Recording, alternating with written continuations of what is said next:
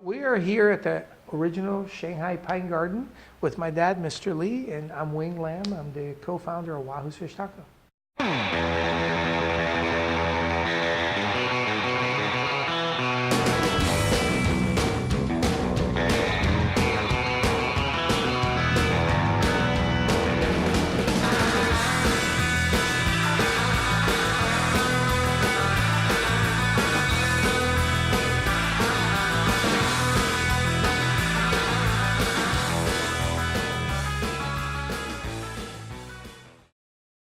Why open a Chinese restaurant in Chinatown where there's another 100 Chinese restaurants?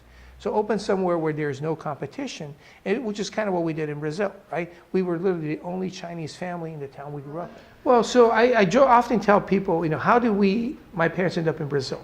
There's two versions. The funny version is they get on the wrong boat. SS America, which is South America, not United States of America, which is one version, right? And the other version I like to tell people is the reality was because of what happened in Pearl Harbor, everybody that quote unquote looked Asian was basically, you all look alike, right? So the whole idea wasn't very friendly after World War II, especially what happened in Hawaii. And imagine reconnecting with my father halfway around the world. There were letters, there were friends, there were things that say, hey, here's the clues where I am. But imagine you coming today to California without a GPS or anything goes, and not able to speak the language and find your way around. So you have a cousin in California, right? He lives somewhere. I mean, it's very difficult because the state is not necessarily like next to each other, right?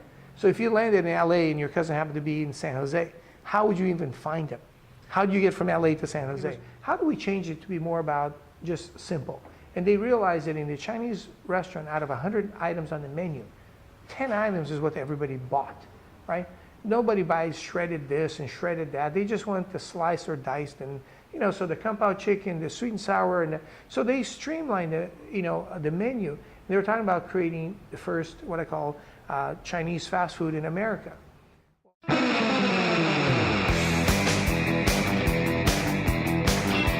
The benefits are just unexpected because, whoa, I didn't know I was going to get to go to a game. I didn't know I was going to meet this person. But when you go in looking for that, I always tell people it's like trying to go to a bar and try to meet a girl. It's never going to work. It has never worked. But when you go there to have a good time, you're going to meet a girl, right? So it's all of that. When you go looking for something, it's never there.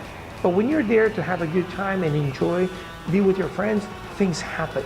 And it's more natural, organic, and it's more long-lasting. So all these little quick hits, I want to go to this event to network, I'm going to do this to basically improve, get something for myself, being very selfish.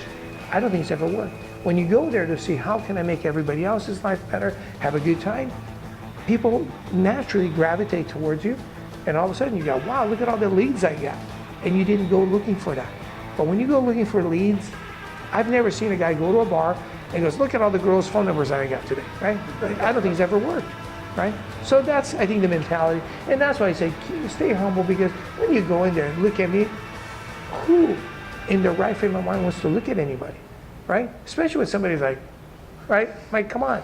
And they didn't work in high school, it's not gonna work. And he came out and did this, and he mentions the John Wayne, you're like, here's the tip for the waiter. This is awesome.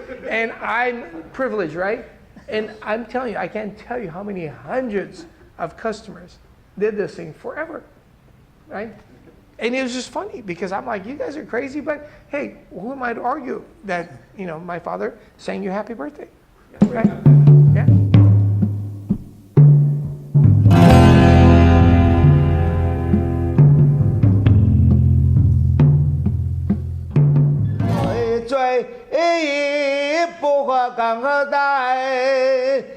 来，喝我了这杯John Wayne. This is it. We finally have it on footage.